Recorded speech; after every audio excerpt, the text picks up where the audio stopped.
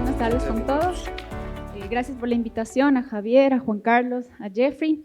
Desde la Universidad Católica, el tema de la presentación de hoy será los metales contaminantes y su presencia en alimentos de consumo en Ecuador. Un poco para contextualizar e ir aterrizando que la desnutrición crónica también puede estar influenciada de alguna manera por la presencia de metales o cómo las poblaciones vulnerables, como las mujeres embarazadas o los niños, pueden estar expuestos justamente a estos contaminantes. Los metales en el ambiente. En general, los metales se encuentran de forma natural en el ambiente, ya que son componentes intrínsecos de la corteza terrestre, pueden ser emitidos por la erosión de las rocas, de los suelos, la actividad volcánica, así como también por las actividades antropogénicas. Los principales metales contaminantes se tiene el arsénico, el cadmio, el cromo, el mercurio y el plomo. Estos metales son tóxicos para el organismo y no cumplen funciones biológicas. Su toxicidad está dada por las propiedades químicas, su concentración y su especiación química. También se los conoce como metales traza, ya que se encuentran en muy bajas concentraciones como las partes por millón o partes por billón. Entre las principales fuentes de contaminación se encuentran procesos industriales como la fundición, la industria de las baterías, la pigmentación o las pinturas, los fertilizantes y los plaguicidas, así como también la extracción de minerales como es el oro, el teñido en la curtiembre, en dispositivos eléctricos, electrónicos que utilizamos en el día a día. Los metales pueden encontrarse en el ambiente, ya sea por fuentes naturales o antropogénicas, y pueden circular a través de los compartimentos ambientales mediante procesos bióticos o abióticos. Cuando los metales se encuentran en el ambiente, pueden depositarse en el agua, en el suelo, pueden ser inhalados por los organismos o pueden incorporarse a la cadena trófica dependiendo de sus especies químicas y su biodisponibilidad para ingresar en esta. En el Ecuador es importante mencionar que los metales contaminantes pueden ser atribuidos a diferentes fuentes, como la minería, sobre todo la minería ilegal, la mala gestión de desechos, el uso de agroquímicos como fertilizantes y plaguicidas, las extracciones de petróleo y también por fuentes naturales. En los suelos ecuatorianos existen metales por procesos geológicos, el material volcánico y la erosión de las rocas. Esto se da principalmente en la zona andina y en las Islas Galápagos, en los que tenemos influencia de volcanes, mientras que en la Amazonía ecuatoriana la deforestación y la erosión que se genera para la construcción de nuevas vías ha generado la lixiviación de estos metales a diferentes cuerpos de agua. En el Auca, por ejemplo, en la zona amazónica, el agua de extracción para los procesos petroleros contiene altas concentraciones de cadmio, arsénico, plomo, mercurio y cromo, mientras que en la minería, sobre todo la minería ilegal, las prácticas deficientes que se utilizan para la explotación de los minerales o existe también una inadecuada eliminación de los relaves mineros hacia cuerpos de agua, aumenta las concentraciones de metales como el cadmio, el arsénico, el plomo, el mercurio y el níquel. En el caso de la provincia de Esmeraldas, por ejemplo, su sistema de distribución de agua fue diseñado para recolectar las aguas del río Esmeraldas. Sin embargo, a su vez capta las aguas provenientes del distrito metropolitano de Quito y son aguas que son industriales, urbanas, que no son tratadas. Mientras que en el Golfo de Guayaquil, por ejemplo, actividades antropogénicas como la agricultura, la pesca artesanal, la cría de ganado, la acuacultura o las descargas domésticas e industriales afectan la calidad del agua. En la zona centro-norte del Ecuador existen altas concentraciones de arsénico, están en los campos geotérmicos y ríos, ya que es una zona volcánica. Sin embargo, en nuestro país se utilizan muchas veces las aguas de río para los fines agrícolas, para el riego y también como agua potable, agua de consumo. De hecho, sabemos que en nuestro país las aguas residuales o de río pueden ser utilizadas para el riego agrícola, lo que genera la contaminación de los cultivos. Asimismo, el uso frecuente y prolongado de fertilizantes, sobre todo aquellos que son enriquecidos con cadmio, aumenta su concentración en los suelos. ¿Cómo se encuentran estos metales en nuestros cultivos o en los animales? Pues una vez que los metales están en el ambiente, las plantas pueden absorber esos metales y traslocarlos a sus partes aéreas.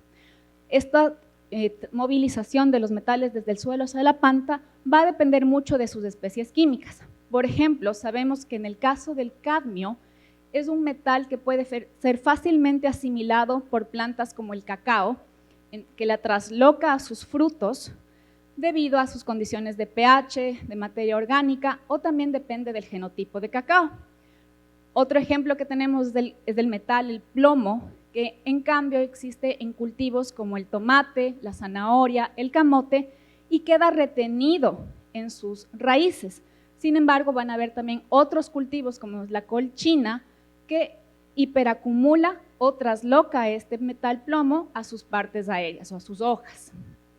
En el caso del arsénico, sabemos que el arsénico es un metal que se encuentra en los cultivos de arroz. De hecho, existen estudios que han encontrado altas concentraciones de arsénico en el arroz, ya que es un cultivo que se propicia en condiciones de inundación, lo que hace fácil el paso del arsénico del suelo hacia el agua.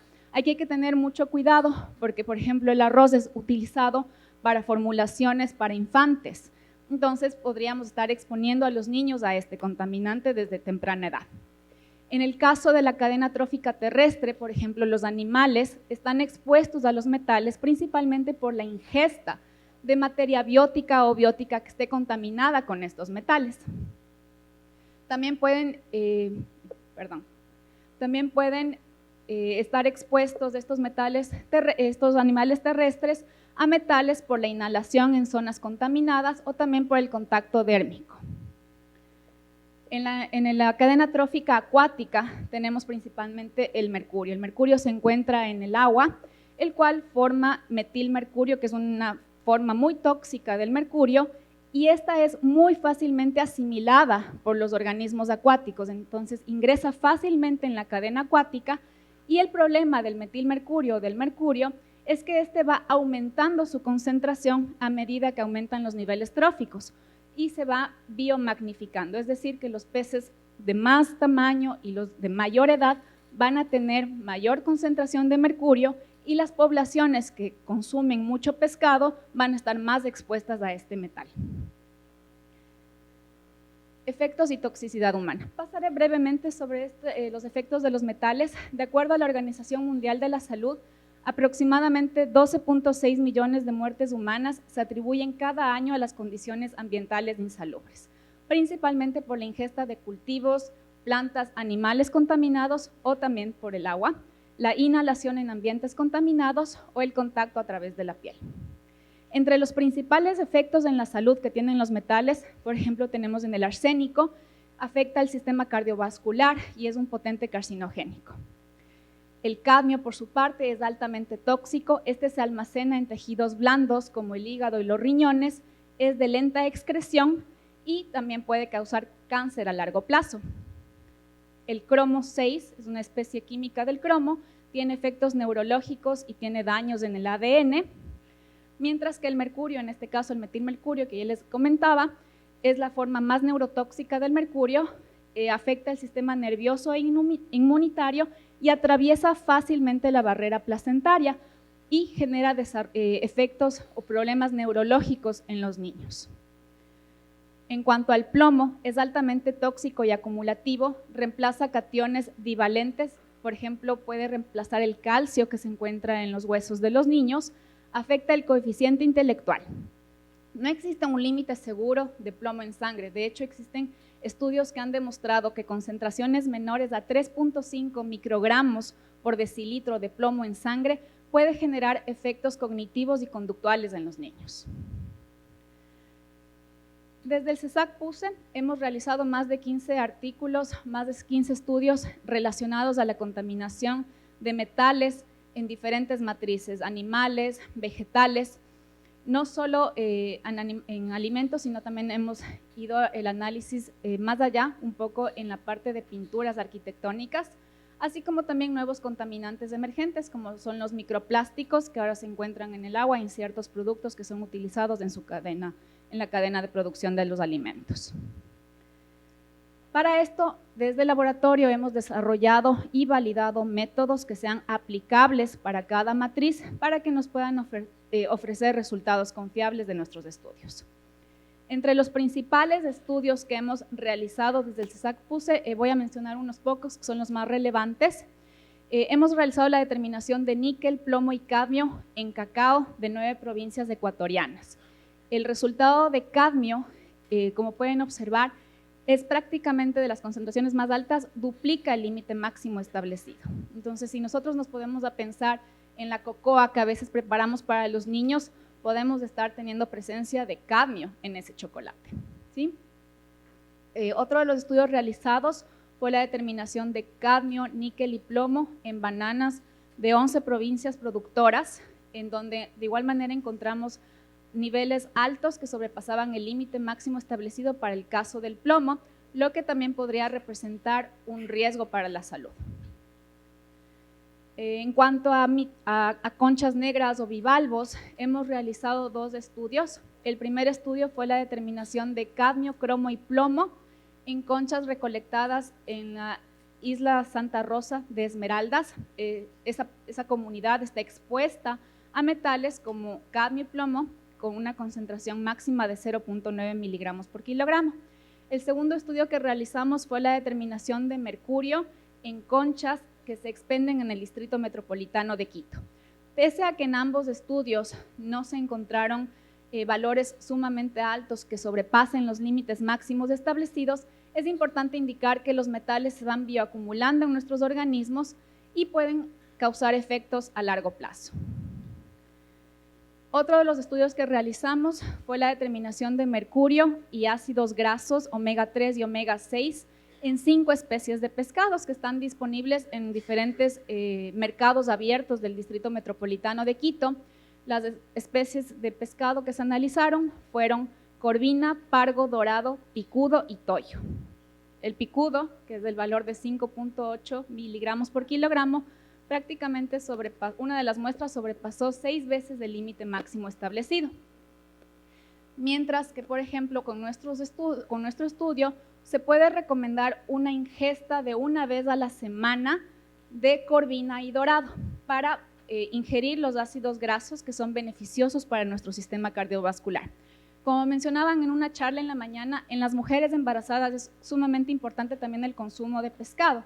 De hecho, se recomienda entre 2 a 3 porciones semanales. Sin embargo, en nuestro país no disponemos de listas de pescados que sean aptos para mujeres embarazadas, restringiendo o limitando un poco la concentración de mercurio.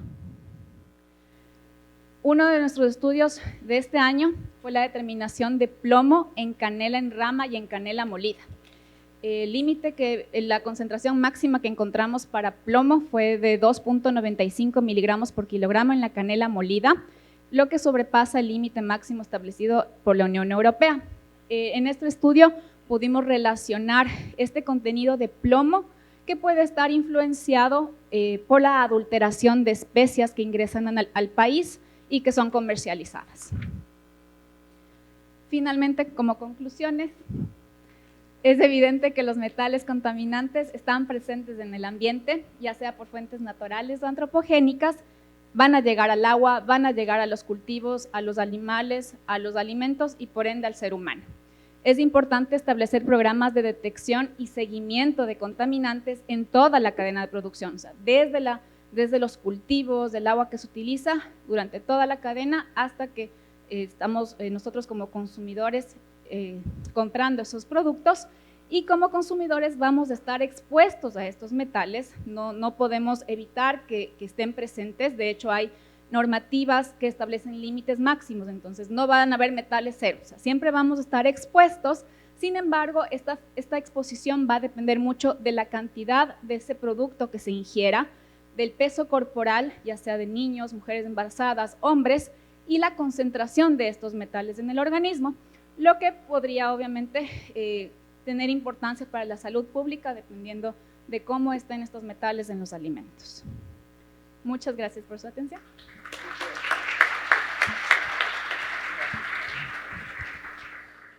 Muy buenas tardes, les agradezco a la Fundación.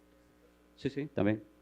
En tanto voy agradeciéndole a la Fundación, a la universidad y a los demás organizadores de este evento. Para nosotros como ARCSA, la Agencia Nacional de Regulación, Control y Vigilancia Sanitaria representa principal prioridad de ejecutar todas las acciones inherentes a salvaguardar la salud pública en el marco de nuestra competencia. ¿Cuántas personas entrarán aquí en este auditorio? Leía en internet 200. ¿200? Ok. Si en este auditorio entran 200 personas, eso es el equivalente a llenar 5.5 años. Yo necesito llenar 5 años y medio este auditorio diariamente para completar el número de muertes equivalentes por falta de inocuidad alimentaria. 5 años y medio. Bien, eso nos habla de la gran problemática que implica la inocuidad alimentaria en el mundo. De estas 400.000 personas que fallecen cada año y de los que estamos aquí presentes, 1 de cada 10 potencialmente vamos a enfermarnos al menos una vez en el 2024. Habremos sido nosotros o quizás ya nos habremos enfermado en este año. De esta carga total, el 40% implica la población infantil. Niños menores de 5 años. Y en el caso de metales pesados, la problemática aumenta en ellos, porque es mucho más factible que una mujer en etapa de embarazo transmita metales pesados almacenados en sus huesos y dientes durante el desarrollo embrionario. Y eso da una carga adicional al individuo que ha tenido esa exposición sobre lo que consumirá potencialmente durante su periodo de vida o la exposición externa. Exposiciones a ambientes ambientales y metales tóxicos en la salud infantil del Ecuador. Nuestras políticas y protocolos. La ARCSA, dentro de sus competencias, tiene el cuidado, la certificación, el control posterior y además el establecimiento de normativa sobre todos los productos de uso y consumo humano que se comercializan a nivel nacional. Eso quiere decir permitir su circulación en el mercado, controlar la calidad del producto y emitir normas para poder regular este tipo de comercialización. Básicamente, dentro de la población infantil tenemos algunos riesgos y nosotros estamos ubicados en la parte de acá arriba. No creo que funcione, pero bueno, en la parte superior. En los relacionados hacia los alimentos que podrían consumir potencialmente. Agua de consumo humano, o sea, agua embotellada, puede ser también el agua potable, y adicional a ellos los productos terminados que se comercializan y están a la distribución de los ciudadanos. En el origen de la contaminación tenemos los específicos y los generales del entorno ambiental y adicional a ellos también los propios del individuo que generan riesgos o un impacto de riesgo hacia la salud. Del origen de la contaminación, como bien lo refería la presentación anterior, natural, el suelo, uso de insecticidas, suelo arenoso, envases, vidrios, equipamiento del procesamiento, el almacenamiento, la oxidación de los envases y el procesamiento. ¿Qué tipo de metales tienen los que bien han referido? Cadmio, bromo, cobre, arsénico, plomo, mercurio, silicio y algunos otros. ¿Cuál es la misión y qué es lo que hemos priorizado durante este año de la gestión? Normalmente, o lo que pasaba en los últimos años, es que cada año se procesaban cerca de 700 muestras de laboratorio sobre los productos del control. Sin embargo, este año hemos activado una red complementaria con otros laboratorios externos y universidades que con los parámetros debidamente acreditados en el país puedan también colaborar con la acción de control de ARCSA. Es así que de 700 anual en promedio, hemos pasado a cerca de 3.000 análisis que se van a ejecutar durante el periodo 2024. ¿Cuál es la finalidad? Mejorar nuestro perfilamiento del riesgo sobre el cual ejecutamos nuestras acciones a nivel territorial, generado a través de los perfiles de riesgo alto, mediano y bajo, específicamente de algunos alimentos que potencialmente podrían tener mayor contaminación.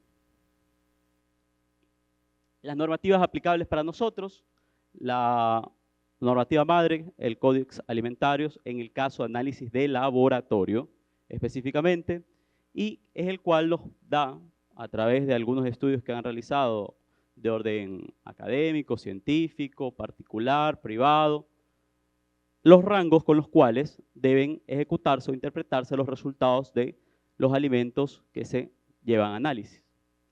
Es así que hay rangos específicos para algunos metales pesados y a la par de ello en orden descendente, a nivel nacional, quien nos da las normativas específicas para los alimentos es el INEM. Hay algunos parámetros que el INEM no establece, sin embargo, los que no se establece, vamos o al Códex Alimentarios o a otras normas homólogas de países que tengan esa misma función del control alimentario. Los principales metales tóxicos, la investigación del metal y también su límite máximo permisible dependerá del tipo de producto y norma aplicable. No buscamos todos los metales pesados en todos los productos. Para ello, el Códex Alimentario determina cuál es la mayor susceptibilidad del metal pesado que podría encontrar en determinado producto. Ventajas del control: protección de la salud humana, garantía de la calidad, cumplimiento de regulación, reducción de costos, mejora de la transparencia. Esta gestión la asumimos como un desafío en diciembre del 2023. En diciembre de 2023, algunos de Ecuador seguramente lo conocerán, quizás otros de Estados Unidos, hubo una alerta sobre un producto ecuatoriano de comercialización internacional. Un producto nuestro había tenido una contaminación por un metal pesado en Estados Unidos. El producto no había sido comercializado aquí. Por ello, evidentemente, al asumir la gestión, levantamos todas las alertas para poder garantizar, primero, mayores controles en las certificaciones. Segundo, fortalecer los análisis de laboratorio a nivel territorial. Y tercero, fortalecer la normativa ecuatoriana para evitar que este tipo de contaminaciones puedan fortalecerse. Durante este año, de todos los productos que hemos muestrado, hemos podido encontrar contaminaciones de metales pesados en 3 plantas potabilizadoras, también en 12 productos de consumo de agua, como por ejemplo hielo y otro tipo de bebidas, no necesariamente agua envasada, y 48 marcas de agua envasada. Todas, que forman parte de las decisiones y de las implementaciones durante este año, están incluidas en nuestro repositorio de página web. No sé si alguno la ha podido visitar. Nosotros hemos decidido, en el ámbito de la transparencia y la participación ciudadana, generar un consultor. ¿Qué tiene este consultor? Es que ustedes pueden verificar en línea cuáles son los productos que hemos controlado, analizado, cuáles han cumplido con la norma y cuáles no. Eso para evitar que los lotes puedan seguir consumiendo los ciudadanos y no necesariamente estén dentro de la cadena de comercialización, sino ustedes los puedan tener en su alacena, en su percha, en la mesa de su casa, y así precautelar su consumo. Adicional a ello, también hemos establecido la reforma de la resolución 016. ¿Qué es la resolución 016? La resolución que norma en el país la habilitación de los alimentos procesados. Es la que regula todos los alimentos procesados. ¿Cuál es el objetivo de esto? Primero, establecer mejores controles en la materia prima. Como bien lo ha referido la ponente de la PUCE, uno de los grandes problemas de los alimentos procesados no necesariamente es durante su etapa de producción o su etapa de comercialización, sino es la deficiente actuación en el control de sus materias primas. Nuestro país potencialmente es muy susceptible a que las materias primas puedan tener algún tipo de contaminación por algún metal pesado. Es por ello que si las empresas mejoran y optimizan esos procesos, definitivamente tendremos menos hallazgos de metales pesados en las materias primas. Los beneficios de estas reformas: primero, los consumidores, que son la razón de ser de la institución al ser parte del Estado, protección de la salud, información precisa, opciones de compra informadas, y sobre los productos, mejora la reputación y confianza de las marcas, reducción de costos y riesgos y el cumplimiento de la regulación. Un Estado más presente en el control definitivamente garantiza un mercado que se vaya autorregulando en torno al cumplimiento estricto de las normas. Esto ha sido parte de la acción que hemos ejecutado durante este año. Ahora, como antes no ocurría, todo alimento contaminado se comunica, siempre y cuando su contaminación refiera o revista un potencial problema hacia la salud pública. Es por ello que permanentemente nos encontramos comunicándonos con los ciudadanos que se han convertido en parte estratégica de la acción de control que hemos ejecutado a nivel nacional. Porque consideramos que desde una acción transparente y bien trabajada, porque los ciudadanos ahora tienen el derecho de informarnos sobre cualquier alerta al producto. Hay una aplicación móvil que creo que algunos la pueden conocer, que se llama Alarsa Móvil, tienen el derecho también a poner en conocimiento de la autoridad qué productos posiblemente presumen que tengan algún tipo de incumplimiento. Es por ello que en el marco de nuestras competencias los informamos y también nosotros recibimos información de los ciudadanos cuando tengan alguna novedad con algún producto. Esto es lo que nosotros ejecutamos en el marco de nuestra regulación, tanto de la parte del control, de la parte normativa y también en el ámbito de las certificaciones que tendrán con mayor rigurosidad que cumplir ciertas medidas de control para poder ser comercializados a nivel nacional o internacional. Listo. Muchas gracias.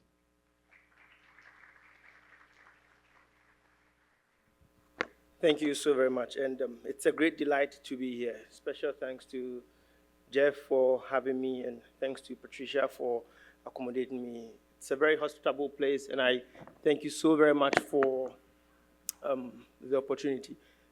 I must say your food is very delicious. So far, I've tried almost everything, unless I haven't seen it. So I'll keep going, and if it gets more interesting, then I might stay. My name is Nestor Botisam, and I'm a faculty at the University of Pittsburgh School of Public Health. Today I'll be talking about transgenerational impacts of metal exposures and later life disease susceptibility. Over the years, I have done some research on metal toxicology in Ghana, Nigeria, Zambia, and then currently in Pittsburgh, where I reside. One thing has been common. In places where there is artisanal and small-scale gold mining, you cannot separate it from metals or metal exposures. The other thing is we moved forward to look at interventions or strategies to help promote health of the public, because these metals are very concerning.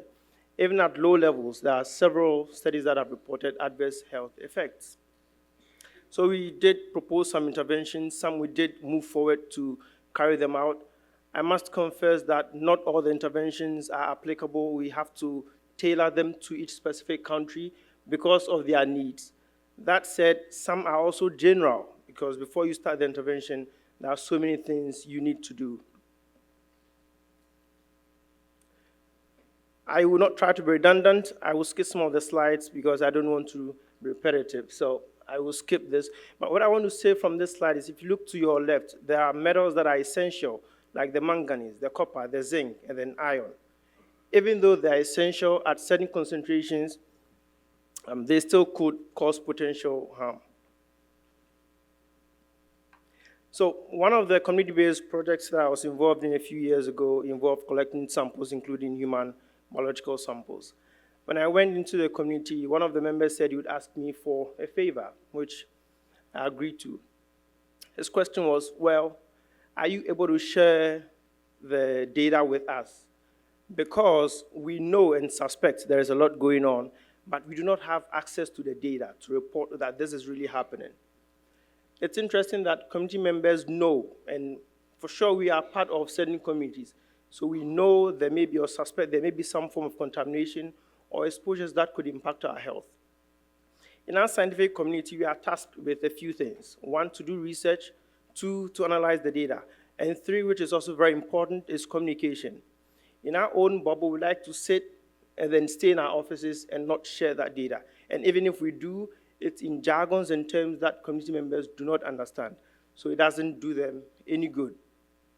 One other thing is there has to be a strong partnership, and I couldn't emphasize this any further.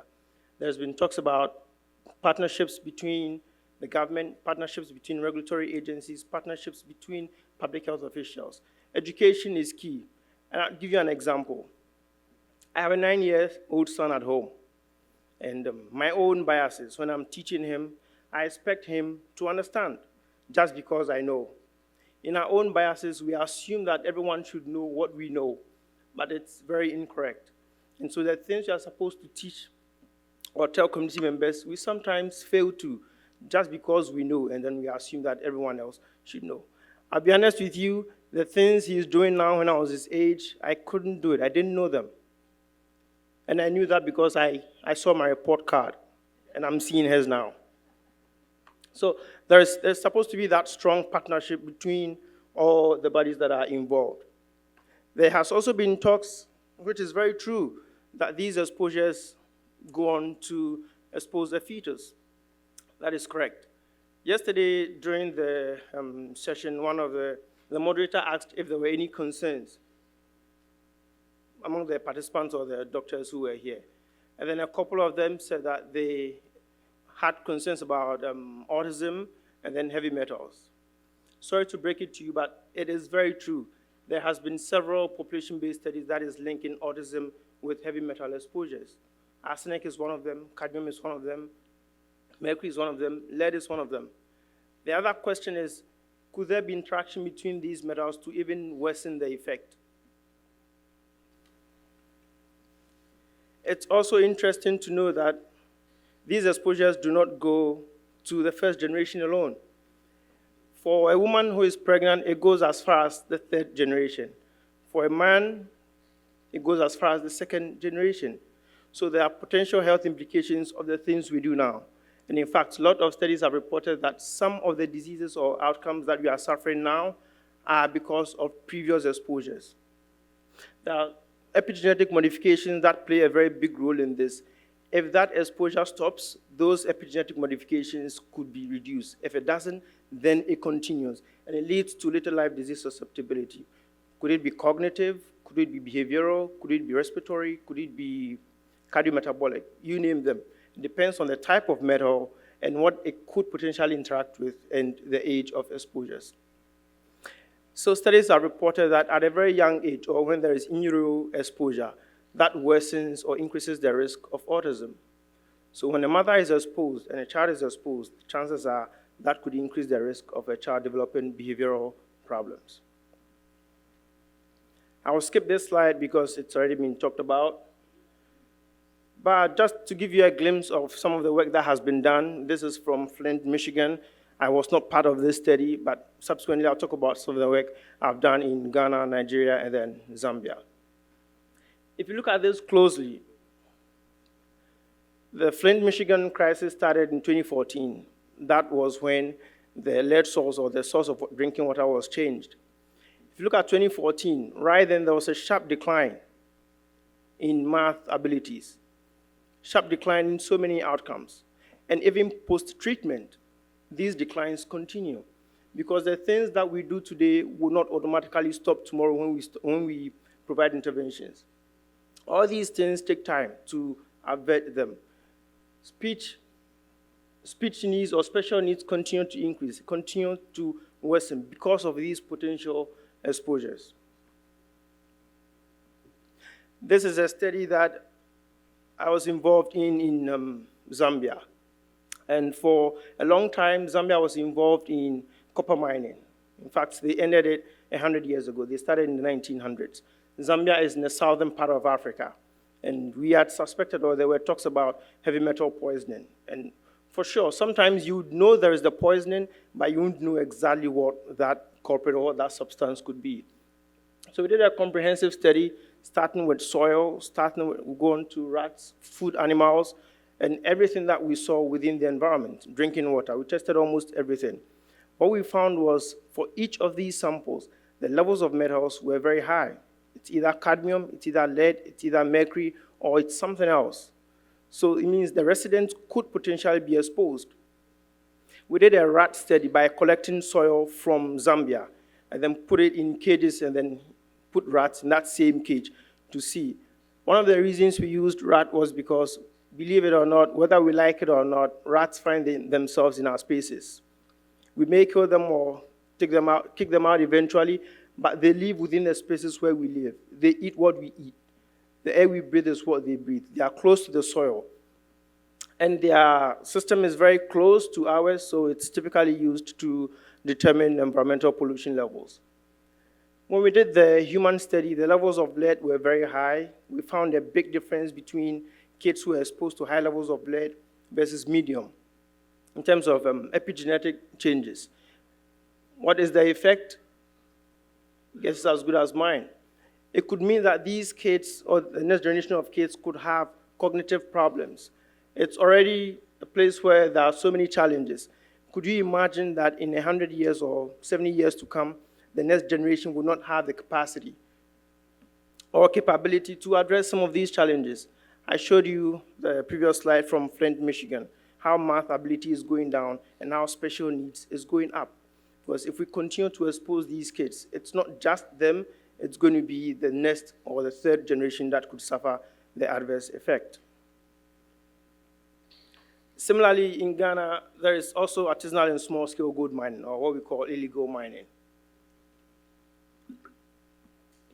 And I know because I am from Ghana and I've lived there all my life. It doesn't look like it's stopping. So we did this study by collecting different samples to see if there is any, or the level of environmental contamination within the region. We found high levels in soil, high levels in drinking water, high levels of food products. And then again, we used rats as sentinels to determine if there is, or if the humans could potentially be exposed. The levels in rat were very high. They had high levels of cadmium in the livers and kidneys, high levels of arsenic, and high levels of mercury. These three are kidney toxicants. And then I reported that these three, or the presence of these three, could induce kidney problems within the region.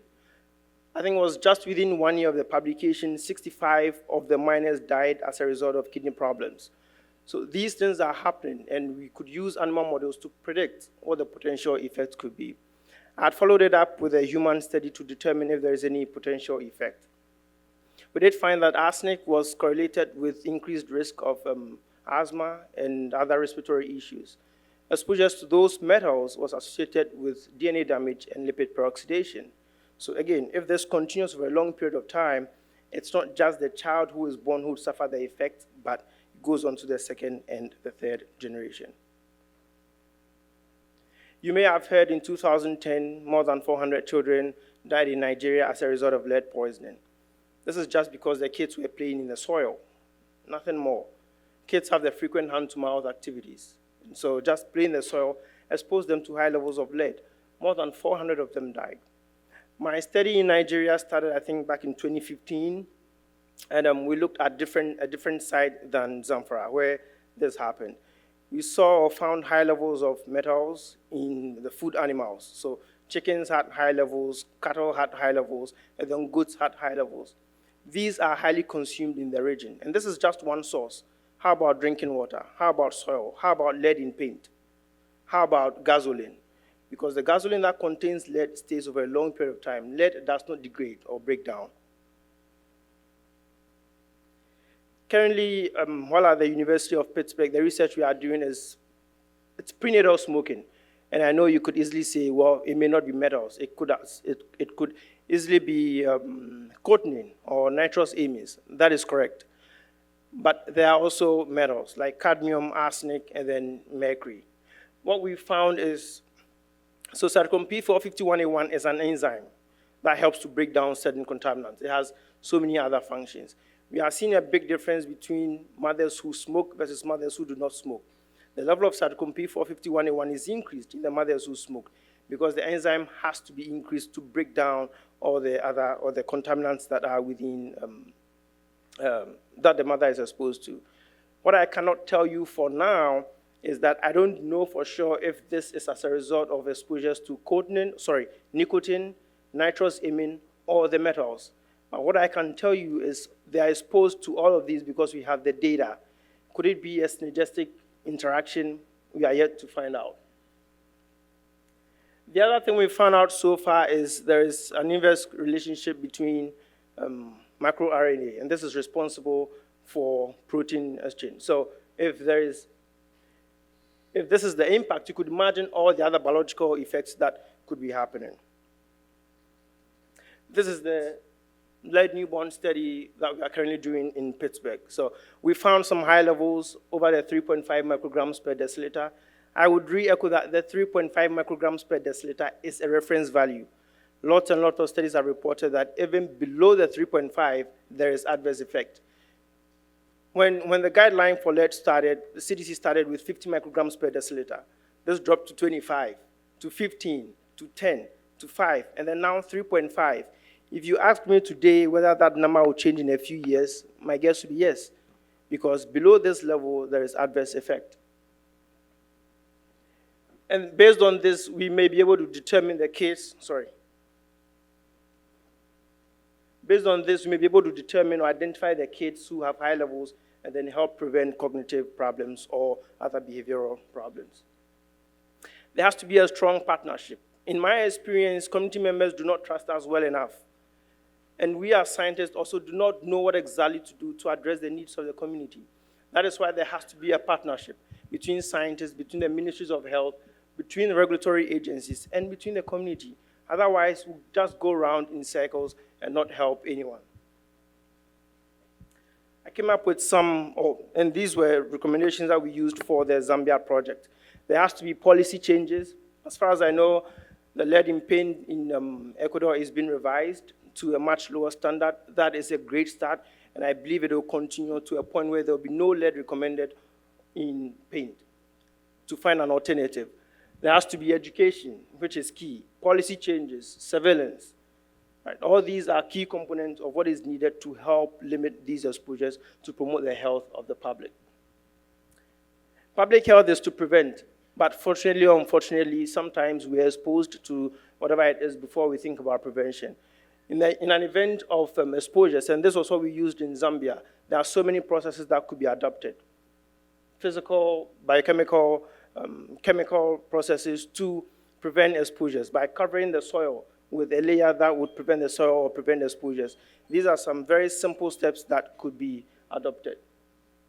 This has been said already, so I will not echo it, but population-based study is really important. Newborn screening, infant screening, screening the mothers for any potential metals. Because if we don't, then we are headed toward the right, where there is adverse birth outcomes, respiratory problems, and then cognitive decline. Thank you so very much. Thank you, Nesta.